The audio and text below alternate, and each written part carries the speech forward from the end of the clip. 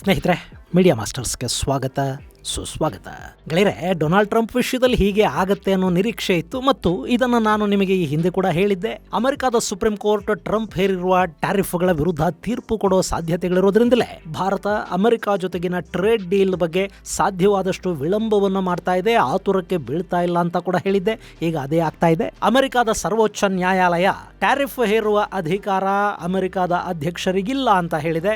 ಅಷ್ಟೇ ಅಲ್ಲ, ಈಗ ಹೇರಿರೋ ಟ್ಯಾರಿಫ್ ಅನ್ನ ರದ್ದು ಮಾಡೋದಕ್ಕೆ ಆದೇಶವನ್ನು ಕೂಡ ಕೊಟ್ಟಿದೆ. ಆದ್ರೆ ಅಲ್ಲಿರೋದು ಡೊನಾಲ್ಡ್ ಟ್ರಂಪ್. ಆತ ಒಂಥರ ದಬ್ಬೆ ಕಟ್ಟಿದ್ರ ನೆಟ್ಟಿಗೆ ಆಗೋ ಜಾಯಮಾನದ ಮನುಷ್ಯ ಅಲ್ಲ.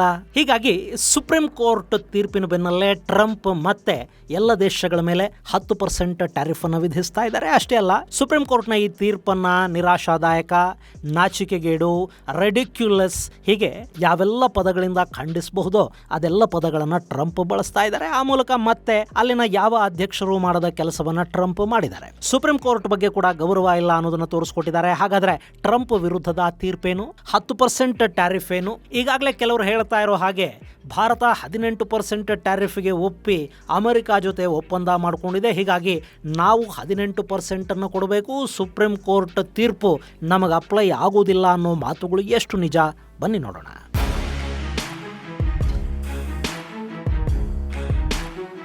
ಗೆಳೆಯರೆ, ಅಮೆರಿಕದಲ್ಲಿ ಅಧ್ಯಕ್ಷ ಟ್ರಂಪ್ ಅಧಿಕಾರಕ್ಕೆ ಬಂದ ಕೂಡಲೇ ಜಗತ್ತಿನ ಜೊತೆ ಟ್ಯಾರಿಫ್ ಯುದ್ಧವನ್ನು ಶುರು ಮಾಡಿದ್ರು. ಅಮೆರಿಕಾಗೆ ಡ್ರಗ್ಸ್ ಸರಬರಾಜು ಮಾಡ್ತಾ ಇದ್ದಾರೆ ಅಂತ ಹೇಳ್ತಾ, ಅಕ್ರಮ ವಲಸಿಗರು ಬರ್ತಾ ಇದ್ದಾರೆ ಅಂತ ಹೇಳ್ತಾ ಮೆಕ್ಸಿಕೋ, ಕೆನಡಾಗಳ ಮೇಲೆ ಟ್ಯಾರಿಫ್ ಅನ್ನು ಹೇರಿದ್ರು. ನಮ್ಮ ಮೇಲೆ ಟ್ಯಾರಿಫ್ ಹಾಕ್ತಾ ಇದ್ದಾರೆ, ನಮ್ಮ ಆಮದುಗಳು ಕೆಲ ದೇಶಗಳಿಗಿಂತ ಹೆಚ್ಚಿವೆ, ರಫ್ತು ಕಡಿಮೆ ಇದೆ ಅಂತ ಹೇಳಿ ರೆಸಿಪ್ರೋಕಲ್ ಟ್ಯಾರಿಫ್ ಅಂತ ಮತ್ತೊಂದಷ್ಟು ಟ್ಯಾರಿಫ್ ಅನ್ನು ವಿಧಿಸ್ತಾ ಹೋದ್ರು. ಭಾರತದ ಮೇಲೆ ರಷ್ಯಾ ತೈಲ ಆಮದು ಮಾಡ್ಕೊಳ್ತಾ ಇದ್ದೀರಿ ಅಂತ ರೆಸಿಪ್ರೋಕಲ್ ಜೊತೆಗೆ ಮತ್ತೊಂದು 25% ದಂಡದ ಸುಂಕವನ್ನು ವಿಧಿಸಿ ನಮ್ಮ ಮೇಲೆ ಟ್ಯಾರಿಫ್ ಅನ್ನು 50% ದಾಟೋ ಹಾಗೆ ನೋಡಿಕೊಂಡ್ರು. ಈ ಸಂದರ್ಭದಲ್ಲಿ ಕೆಲ ದೇಶಗಳು ಓಡೋಡಿ ಹೋಗಿ ಟ್ರಂಪ್ ಜೊತೆ ರಾಜಿ ಮಾಡ್ಕೊಂಡು ವ್ಯಾಪಾರ ಒಪ್ಪಂದಕ್ಕೆ ಸಹಿ ಹಾಕಬಂದು. ಆದರೆ ಭಾರತ ಆ ಕೆಲಸವನ್ನು ಮಾಡಲಿಲ್ಲ. ಅಷ್ಟರಲ್ಲಿ ಅಮೆರಿಕದ ಕೋರ್ಟಲ್ಲಿ ಅಲ್ಲಿನ ವ್ಯಾಪಾರಿಗಳ ಕೂಟ ಈ ಅವೈಜ್ಞಾನಿಕ ಟ್ಯಾರಿಫ್ ಅನ್ನು ಪ್ರಶ್ನೆ ಮಾಡಿ ಪ್ರಕರಣವನ್ನು ದಾಖಲು ಮಾಡಿತು. ಅಲ್ಲಿನ ಕೆಳ ನ್ಯಾಯಾಲಯ ಈ ಟ್ಯಾರಿಫ್ ಅನ್ನೋದು ಅಸಂವಿಧಾನಿಕ ಅನ್ನೋ ತೀರ್ಪನ್ನು ಕೊಡ್ತು. ಹೀಗಾಗಿ ಟ್ರಂಪ್ ಆಡಳಿತ ಸುಪ್ರೀಂ ಕೋರ್ಟ್ಗೆ ಮೇಲ್ಮನವಿಯನ್ನು ಸಲ್ಲಿಸಿತು. ಈಗ ಸುಪ್ರೀಂ ಕೋರ್ಟ್ ಕೂಡ ಕೆಳ ನ್ಯಾಯಾಲಯದ ತೀರ್ಪನ್ನು ಎತ್ತಿ ಹಿಡಿದಿದೆ. ಇದು ಟ್ರಂಪ್ಗೆ ದೊಡ್ಡ ಹಿನ್ನಡೆ ಅನ್ನಿಸ್ಕೊಳ್ತಾ ಇದೆ. ಇನ್ನು ಗೆಳೆಯರೆ, ಈ ಪ್ರಕರಣದಲ್ಲಿ ಅರ್ಜಿದಾರರ ಪರ ಅಂದ್ರೆ ಡೊನಾಲ್ಡ್ ಟ್ರಂಪ್ ಅವರ ಟ್ಯಾರಿಫ್ಗಳ ವಿರುದ್ಧ ಸುಪ್ರೀಂ ಕೋರ್ಟಲ್ಲಿ ವಾದ ಮಂಡಿಸಿದ್ದು ಅಲ್ಲಿನ ಹಿರಿಯ ವಕೀಲ ನೀಲ್ ಕಟ್ಯಾಲ್. ನೀಲ್ ಕಟ್ಯಾಲ್ ಭಾರತೀಯ ಮೂಲದವರು. ಅವರ ತಂದೆ ಇಂಜಿನಿಯರ್ ಆಗಿದ್ರು, ತಾಯಿ ವೈದ್ಯೆಯಾಗಿ ಕೆಲಸ ಮಾಡ್ತಾ ಇದ್ರು. ಅವರು ಭಾರತದಿಂದ ಅಮೆರಿಕಾಗೆ ವಲಸೆ ಹೋಗಿ ಶಿಕಾಗೋದಲ್ಲಿ ನೆಲೆಗೊಂಡಿದ್ರು. ಈ ನೀಲ್ ಹುಟ್ಟಿದ್ದು ಕೂಡ ಶಿಕಾಗೋದಲ್ಲೇ. ಮುಂದೆ ಯೇಲ್ ಯೂನಿವರ್ಸಿಟಿಯಲ್ಲಿ ಲಾ ಪದವಿಯನ್ನ ಪಡ್ಕೊಂಡ ನೀಲ್ ಇವತ್ತು ಅಮೆರಿಕಾದ ಅತ್ಯಂತ ಪ್ರಖ್ಯಾತ ವಕೀಲರಾಗಿ ಗುರುತಿಸಿಕೊಂಡಿದ್ದಾರೆ. ಅಲ್ಲಿನ ಸಾಂವಿಧಾನಿಕ ವಿಷಯಗಳಿಗೆ ಸಂಬಂಧಪಟ್ಟ ಹಾಗೆ ಹಿರಿಯ ಸಲಹೆಗಾರರಾಗಿ ಕೂಡ ಇವರನ್ನ ಗುರುತಿಸಲಾಗುತ್ತೆ. ಈ ಹಿಂದೆ ಬರಾಕ್ ಒಬಾಮಾ ಆಡಳಿತದ ಅವಧಿಯಲ್ಲಿ ನೀಲ್ ಅಮೆರಿಕಾದ ಆಕ್ಟಿಂಗ್ ಸಾಲಿಸಿಟರ್ ಜನರಲ್ ಆಗಿ ಕೆಲಸ ಮಾಡಿದ ಅನುಭವವನ್ನು ಕೂಡ ಹೊಂದಿದ್ದಾರೆ. ಈಗ ಟ್ರಂಪ್ ಟ್ಯಾರಿಫ್ ವಿರುದ್ಧ ಸುಪ್ರೀಂ ಕೋರ್ಟ್ ಅಲ್ಲಿ ವಾದ ಮಂಡಿಸಿದ್ದು ಇದೇ ಭಾರತೀಯ ಮೂಲದ ನೀಲ್ ಕಟ್ಯಾಲ್.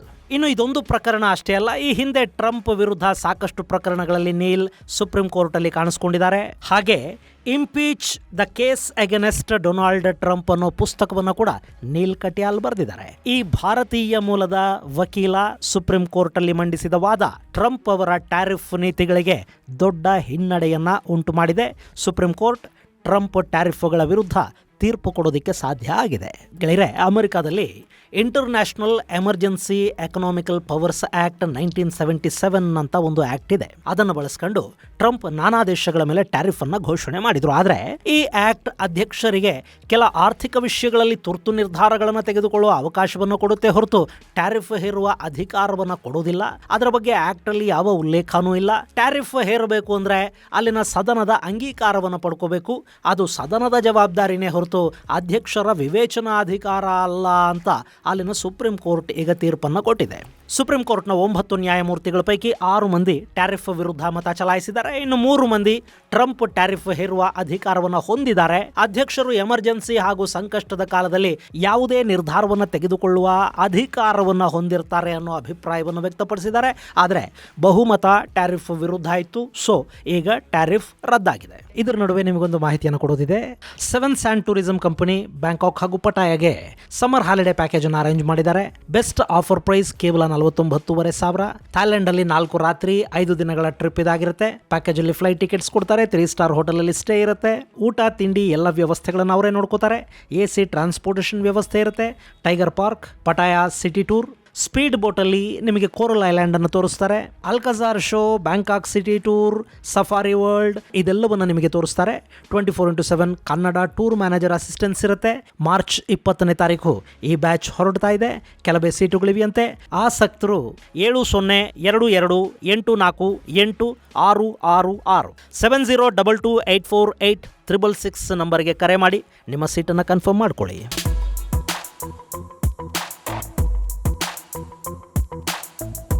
ಇನ್ನು ಈ ತೀರ್ಪು ಪ್ರಕಟವಾದ ಬೆನ್ನಲ್ಲೇ ಟ್ರಂಪ್ ತೀವ್ರ ಆಕ್ರೋಶವನ್ನು ವ್ಯಕ್ತಪಡಿಸಿದ್ದಾರೆ. ಸುಪ್ರೀಂ ಕೋರ್ಟ್ ನ್ಯಾಯಮೂರ್ತಿಗಳ ವಿರುದ್ಧ ಬೆಂಕಿ ಕಾರಿದ್ದಾರೆ. ಗೆಳೆಯರೆ, ಯಾವುದೇ ದೇಶದ ಆಡಳಿತ ಅಲ್ಲಿನ ನ್ಯಾಯಾಂಗದ ವಿರುದ್ಧ ಮಾತಾಡೋದಕ್ಕೆ ಹೋಗೋದಿಲ್ಲ.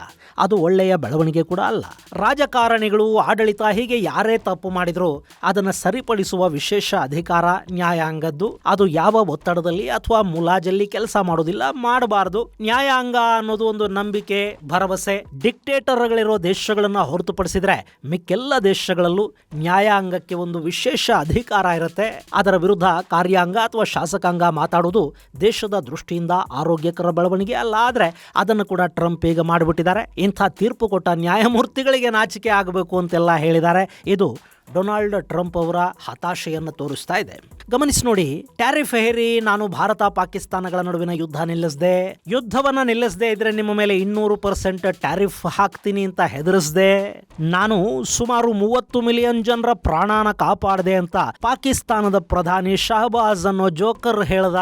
ಟ್ಯಾರಿಫ್ ಮೂಲಕ ನಾನು ಜಗತ್ತಲ್ಲಿ ಶಾಂತಿ ಸ್ಥಾಪನೆಯನ್ನ ಮಾಡ್ತಾ ಇದ್ದೀನಿ, ಅಮೆರಿಕಾಗೆ ಲಾಭ ಮಾಡಿಕೊಡ್ತಾ ಇದ್ದೀನಿ ಅಂತೆಲ್ಲ ಹೇಳ್ತಾ ಮೇಕ್ ಅಮೆರಿಕಾ ಗ್ರೇಟ್ ಅಗೈನ್ ಗಿರಾಕಿಗಳನ್ನ ಖುಷಿ ಪಡಿಸ್ತಾ ಬರ್ತಾ ಇದ್ದ ಟ್ರಂಪ್ಗೆ ನ್ಯಾಯಾಲಯದ ಈ ತೀರ್ಪು ಈಗ ಹತಾಶೆಯನ್ನುಂಟು ಮಾಡಿದೆ. ಈ ತೀರ್ಪು ಜಗತ್ತನ್ನ ಹೆದರಿಸೋದಕ್ಕೆ ಬೇರೆ ಅಸ್ತ್ರನೇ ಇಲ್ಲದಂತೆ ಮಾಡಿದೆ. ಹೀಗಾಗಿ ಟ್ರಂಪ್ ಸುಪ್ರೀಂ ಕೋರ್ಟ್ನ ನ್ಯಾಯಮೂರ್ತಿಗಳ ವಿರುದ್ಧ ಕೂಡ ಕಿಡಿಕಾರ್ತಾ ಇದ್ದಾರೆ. ಇಷ್ಟರ ನಂತರ ಕೂಡ ಟ್ರಂಪೇ. ಸುಪ್ರೀಂ ಕೋರ್ಟ್ ತೀರ್ಪು ಹೊರಬಿದ್ದ ನಂತರ ಟ್ಯಾರಿಫ್ಗಳು ರದ್ದಾಗಬೇಕಲ್ವಾ, ಆದರೆ ಟ್ರಂಪ್ ತಕ್ಷಣ ಅಮೆರಿಕಾದ ಮತ್ತೊಂದು ಕಾನೂನನ್ನು ಬಳಸ್ಕೊಂಡಿದ್ದಾರೆ. ಅಲ್ಲಿನ ಟ್ರೇಡ್ ಆ್ಯಕ್ಟ್ 1974ನ ಸೆಕ್ಷನ್ 122 ಪ್ರಕಾರ ಅಧ್ಯಕ್ಷರಿಗೆ ಯಾವುದೇ ದೇಶದ ಮೇಲೆ 15% ಸುಂಕವನ್ನು ಸಂಸತ್ತಿನ ಅನುಮತಿ ಇಲ್ಲದೆ 150 ದಿನಗಳವರೆಗೆ ಹೇರುವ ಅಧಿಕಾರ ಇದೆ. ಈಗ ಅದನ್ನು ಬಳಸ್ಕೊಂಡು ಇಡೀ ಜಗತ್ತಿನ ಮೇಲೆ 10% ಕಾಮನ್ ಟ್ಯಾರಿಫ್ ಅನ್ನು ಟ್ರಂಪ್ ಘೋಷಣೆ ಮಾಡಿದ್ದಾರೆ. ಇದು 150 ದಿನಗಳ ಕಾಲ ಇರುತ್ತೆ ಮತ್ತು ಫೆಬ್ರವರಿ 24ರಿಂದ ಜಾರಿಗೆ ಬರುತ್ತೆ. ಹಾಗೆ ಭಾರತದ ಮೇಲೆ ಕೂಡ ಇನ್ನು 150 ದಿನಗಳ ಕಾಲ ಟ್ಯಾರಿಫ್ 18% ಅಲ್ಲ 10%ಗೆ ಇಳಿಕೆ ಆಗಿರುತ್ತೆ. All of those agreements are now reset to 10% under this new tariff rate once it goes through. The European Union 10, Japan was at 15%, now at 10, India was at 18, now at 10. ಗೆಳೆಯರೆ, ಇಲ್ಲಿ confuse ಆಗೋದಿಕ್ಕೆ ಹೋಗಬೇಡಿ. America ಭಾರತದ ಮೇಲೆ ವಿಧಿಸ್ತಾ ಇದ್ದ tariff ಅನ್ನ 50% ನಿಂದ 18%ಗೆ ಇಳಿಸಿತ್ತಲ್ವಾ. ಇನ್ನು ಮುಂದಿನ 150 ದಿನಗಳ ಕಾಲ ಅದು 18% ಕೂಡ ಇರೋದಿಲ್ಲ, ಬರೀ 10%ಗೆ ಇಳಿಕೆ ಆಗುತ್ತೆ. ಇದರಿಂದ ಭಾರತಕ್ಕೆ ಲಾಭ ಆಗತ್ತಾ? ಇಲ್ಲಿ ಭಾರತ ಈ ಹಿಂದೆ ಅಮೆರಿಕದ ಮೋಸ್ಟ್ ಫೇವರ್ಡ್ ನೇಷನ್ಸ್ ಪಟ್ಟಿಲಿತ್ತು. ಆಗ ನಾವು ಪಾವತಿ ಮಾಡ್ತಾ ಇದ್ದದ್ದು 3.5% ಟ್ಯಾರಿಫ್. ಅದೂ ಸೇರಿ ಇನ್ನು ಮುಂದೆ 150 ದಿನಗಳ ಕಾಲ ಭಾರತ 13.5% ಟ್ಯಾರಿಫ್ ಅನ್ನು ಕೊಡಬೇಕಾಗಿ ಬರುತ್ತೆ. ಇದು ಅಮೆರಿಕಾಗೆ ಭಾರತ ರಫ್ತು ಮಾಡೋ ಅಲ್ಯೂಮಿನಿಯಂ, ಆಟೋಸ್ಪೇರ್ಸ್ ಮುಂತಾದವುಗಳಿಗೆ ಅನ್ವಯ ಆಗೋದಿಲ್ಲ. ಅದರ ಮೇಲಿನ ಟ್ಯಾರಿಫ್ ಈ ಹಿಂದೆ ಎಷ್ಟಿತ್ತೋ ಅಷ್ಟೇ ಮುಂದೆ ಕೂಡ ಇರುತ್ತೆ. ಹಾಗೆ ಸೆಕ್ಷನ್ 231ರ ಅಡಿಯಲ್ಲಿ ಯಾವ ವಸ್ತುಗಳ ಮೇಲೆ ಟ್ಯಾರಿಫ್ ಇದೆಯೋ ಅದೂ ಕೂಡ ಏನೂ ಬದಲಾಗೋದಿಲ್ಲ. ಭಾರತ ಒಂದೇ ಅಲ್ಲ, ಯಾವ ದೇಶದ ವಿಷಯದಲ್ಲಿ ಕೂಡ ಸೆಕ್ಷನ್ 231ರ ಅಡಿಯಲ್ಲಿ ಹೇರಲಾದ ಟ್ಯಾರಿಫ್ಗಳು ಬದಲಾಗೋದಿಲ್ಲ. ಹಾಗೆ ಸ್ಮಾರ್ಟ್ ಫೋನ್ ಹಾಗೂ ಒಂದಷ್ಟು ಪೆಟ್ರೋಲಿಯಂ ಪ್ರಾಡಕ್ಟ್ಗಳ ಮೇಲೆ 0 ಟ್ಯಾರಿಫ್ ಇದೆ. ಅದು ಕೂಡ ಇನ್ನು ಮುಂದೆ ಹಾಗೆ ಮುಂದುವರಿಯುತ್ತೆ. ಅಮೆರಿಕಾಗೆ ಭಾರತದ ಒಟ್ಟು ರಫ್ತಲ್ಲಿ 40% ಈ ಸ್ಮಾರ್ಟ್ ಫೋನ್ ಹಾಗೂ ಪೆಟ್ರೋಲಿಯಂ ಪ್ರಾಡಕ್ಟ್ಗಳೇ ಇವೆ. ಸೊ ಅದು ಟ್ಯಾರಿಫ್ ಮುಕ್ತವಾಗೇ ಇರುತ್ತೆ. ಇನ್ನು ಟೆಕ್ಸ್ಟೈಲ್ಸ್, ಗಾರ್ಮೆಂಟ್ಸ್, ಲೆದರ್ ಸೇರಿದಂತೆ ಯಾವೆಲ್ಲ ವಸ್ತುಗಳ ಮೇಲೆ 18% ಟ್ಯಾರಿಫ್ ಬೀಳ್ತಾ ಇತ್ತೋ ಅದರ ಟ್ಯಾರಿಫ್ ಈಗ 10%ಕ್ಕೆ ಇಳಿಕೆ ಆಗುತ್ತೆ. ಇನ್ನು ಕೆಲ ವಸ್ತುಗಳ ಮೇಲೆ 13.5% ವರೆಗೆ ಟ್ಯಾರಿಫ್ ಇರುತ್ತೆ. ಸರಿ, ಲಾಭ ಆಗುತ್ತಾ ಗೆಳೆಯರೆ? ಇಲ್ಲಿ ಟ್ಯಾರಿಫ್ ಭಾರತಕ್ಕೆ ಮಾತ್ರ ಕಡಿಮೆ ಆಗ್ತಾ ಇಲ್ಲ, ಇಡೀ ಜಗತ್ತಿನ ಎಲ್ಲ ದೇಶಗಳಿಗೂ ಈ 10% ಅನ್ನೋದು ಅಪ್ಲೈ ಆಗುತ್ತೆ. ಹೀಗಾಗಿ ಯಥಾ ಪ್ರಕಾರ ಅಮೆರಿಕಾದ ಮಾರುಕಟ್ಟೆಯಲ್ಲಿ ಬೆಲೆಗಳ ಸ್ಪರ್ಧೆ ಹಾಗೆ ಮುಂದುವರಿಯುತ್ತೆ. ಅಲ್ಲಿ ಯಾವ ಪ್ರಾಡಕ್ಟ್ನ ಕ್ವಾಲಿಟಿ ಚೆನ್ನಾಗಿದ್ದು ಬೆಲೆ ಕಡಿಮೆ ಅನಿಸುತ್ತೋ ಜನ ಅದನ್ನು ಖರೀದಿ ಮಾಡ್ತಾರೆ. ಸೊ ಭಾರತಕ್ಕೆ ಅಂಥ ದೊಡ್ಡ ಲಾಭ ಏನು ಆಗದೇ ಇರಬಹುದು, ಆದರೂ ಇಲ್ಲಿ ಟ್ಯಾರಿಫ್ 18%ನಿಂದ 10%ಗೆ ಇಳಿಕೆ ಆಗ್ತಾ ಇರೋದಿದೆಯಲ್ಲ, ಇದು ಲಾಭವನ್ನಂತೂ ತಂದು ಕೊಡುತ್ತೆ.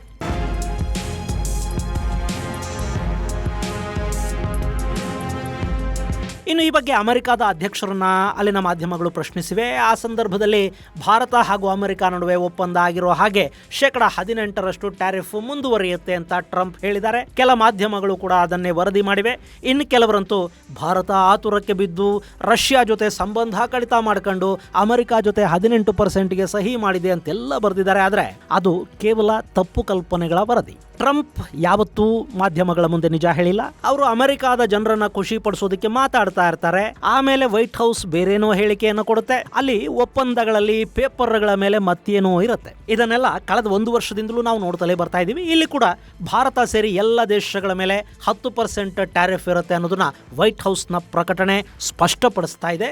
ಇನ್ನು ಇಲ್ಲಿ ಭಾರತ ಮತ್ತು ಅಮೆರಿಕ ನಡುವೆ ಇನ್ನೂ ಕೂಡ ಟ್ರೇಡ್ ಡೀಲ್ಗೆ ಸಹಿ ಬಿದ್ದಿಲ್ಲ. ಜಸ್ಟ್ ಮಾತುಕತೆಗಳು ಮಾತ್ರ ಆಗಿವೆ ಮತ್ತು ಅದರಲ್ಲಿ ಏನಿರಬೇಕು ಏನಿರಬಾರದು ಅನ್ನೋ ರೋಡ್ ಮ್ಯಾಪ್ ಒಂದು ಸಿದ್ಧ ಆಗಿದೆ ಅಷ್ಟೇ. ಮಾರ್ಚ್ ನಂತರ ಆ ಡೀಲ್ಗೆ ಸಹಿ ಬೀಳೋ ಸಾಧ್ಯತೆ ಇದೆ ಅಂತ ಹೇಳ್ತಾ ಇದ್ರು, ಇನ್ನೂ ಸಹಿ ಬಿದ್ದಿಲ್ಲ. ಹೀಗಾಗಿ ಅಲ್ಲಿ ಭಾರತ ಯಾವ ಆತುರವನ್ನೂ ಮಾಡಿಲ್ಲ. ಇನ್ನು ರಷ್ಯಾದ ತೈಲ ಖರೀದಿಯನ್ನು ಕೂಡ ಭಾರತ ನಿಲ್ಲಿಸಿಲ್ಲ. ಅಮೆರಿಕಾದಿಂದಲೂ ತೈಲ ಖರೀದಿ ಮಾಡೋದಾಗಿ ಹೇಳಿದೆ. ನಮಗೆ ಎಲ್ಲಿ ಕಡಿಮೆ ಬೆಲೆಗೆ ಏನು ಸಿಗುತ್ತೋ ಅದನ್ನ ಅಲ್ಲಿಂದ ಖರೀದಿ ಮಾಡ್ತೀವಿ ಅನ್ನೋ ಮಾತನ್ನ ಭಾರತ ಪುನರುಚ್ಚರಿಸಿದೆಯೇ ಹೊರತು ರಷ್ಯಾ ತೈಲ ಖರೀದಿಯನ್ನ ನಾವು ನಿಲ್ಲಿಸ್ತೀವಿ ಅಂತ ಎಲ್ಲೂ ಹೇಳೋದಿಕ್ಕೆ ಹೋಗಿಲ್ಲ. ಇನ್ನು ಅಮೆರಿಕ ಜೊತೆಗಿನ ಟ್ರೇಡ್ ಡೀಲ್ ಇದೆ ನೋಡಿ, ಅದರ ಬಗ್ಗೆ ಈಗ ಮತ್ತೆ ಮಾತುಕತೆಗಳು ನಡೀಬೇಕಾಗತ್ತೆ. ಸುಪ್ರೀಂ ಕೋರ್ಟ್ ಟ್ಯಾರಿಫ್ ಅನ್ನು ರದ್ದು ಮಾಡಿರೋದ್ರಿಂದ ಭಾರತ 18% ಅನ್ನು ಕೂಡ ಒಪ್ಕೊಳ್ಳೋದಿಲ್ಲ. ಮತ್ತಲ್ಲಿ ಮಾತುಕತೆಗಳು ಚೌಕಾಸಿಗಳು ನಡೆಯುತ್ತವೆ. ಹೀಗಾಗಿ ಆ ಟ್ರೇಡ್ ಡೀಲ್ಗೆ ಸಹಿ ಬೀಳೋದು ಮತ್ತಷ್ಟು ವಿಳಂಬ ಕೂಡ ಆಗಬಹುದು. ಇಲ್ಲಿ ಬೇರೆಯದ್ದೇ ಟರ್ಮ್ಸ್ ಮೇಲೆ ಭಾರತ ಮಾತುಕತೆಗಳನ್ನು ಶುರು ಮಾಡಬೇಕಾಗಿ ಬರುತ್ತೆ. ಇನ್ನು ಟ್ರಂಪ್ ಟ್ಯಾರಿಫ್ಗಳನ್ನು ಬಿಟ್ಟು ಬಿಡ್ತಾರೆ ಅಥವಾ 150 ದಿನಗಳ ನಂತರ ಈ 10% ಟ್ಯಾರಿಫ್ ಕೂಡ ಹೊರಟು ಹೋಗುತ್ತೆ ಅಂತಲ್ಲ. ಅಲ್ಲಿ ಈ 150 ದಿನಗಳ ನಂತರ ಮತ್ತಿದನ್ನು ಮುಂದುವರಿಸ್ಕೊಂಡು ಹೋಗೋ ಅವಕಾಶ ಇರುತ್ತೆ.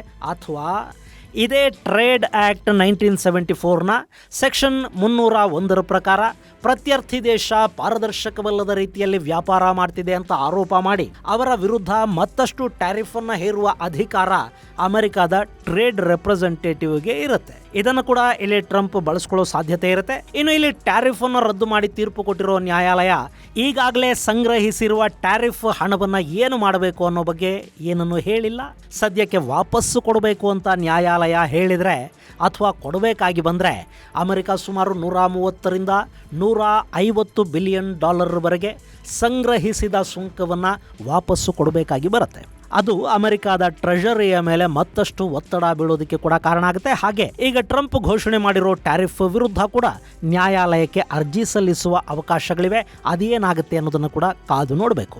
ಒಟ್ಟಾರೆ ಇಲ್ಲಿ ಅಮೆರಿಕ ಜೊತೆ ಆತುರಕ್ಕೆ ಬಿದ್ದು ಟ್ರೇಡ್ ಡೀಲ್ಗೆ ಸಹಿ ಹಾಕದೆ ಭಾರತ ಒಳ್ಳೆ ಕೆಲಸ ಮಾಡಿದೆ. ಇನ್ನು ಅಮೆರಿಕದ ಸುಪ್ರೀಂ ಕೋರ್ಟ್ನ ಈ ತೀರ್ಪು ಅಲ್ಲಿ ಈ ವರ್ಷ ನಡೆಯಲಿರುವ ಚುನಾವಣೆಗಳಲ್ಲಿ ಟ್ರಂಪ್ ವಿರುದ್ಧ ಬಳಕೆಯಾಗುತ್ತಾ ಅಥವಾ ಅದನ್ನು ಕೂಡ ಸಿಂಪತಿಗಿಟ್ಟಿಸಿಕೊಳ್ಳೋದಕ್ಕೆ ಟ್ರಂಪ್ ಬಳಸ್ಕೊಳ್ತಾರಾ ಅನ್ನೋದನ್ನು ಕೂಡ ನಾವು ಕಾದು ನೋಡಬೇಕಿದೆ. ಇದು ಗೆಳೆಯರೆ ಅಮೆರಿಕದ ಟ್ಯಾರಿಫ್ ಬಗ್ಗೆ ಅಲ್ಲಿನ ಸುಪ್ರೀಂ ಕೋರ್ಟ್ ಕೊಟ್ಟ ತೀರ್ಪು.